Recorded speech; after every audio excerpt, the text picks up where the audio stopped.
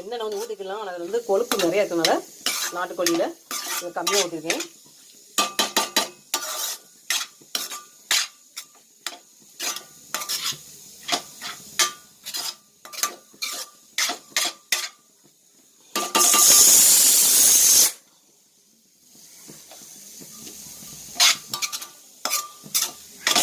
கொத்தமல்லி நாட்டுக்கோழி ரோஸ்ட் பண்ணுறது தான்.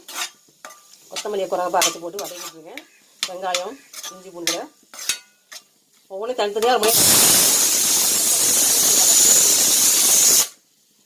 சுருளை வதங்கிடும். வெங்காயத்தை ரொம்ப வதக்கிட்டு இஞ்சி பூண்டு ரொம்ப வதக்கிட்டு அந்த மாதிரி தேவையில்லை. ஏன்னா வந்து கடைசியில் வந்து எல்லாம் சேர்த்துக்கப்புறம் ரொம்ப வதக்கிட்டு தான் இருக்க போகிறவங்கள இந்த மாதிரி வதக்கணும். நான் எப்படி வதக்கிட்டோம் இதே மாதிரி வதக்கினாலே போதும். நாட்டுக்கோழி உப்பு போட்டுடலாம்.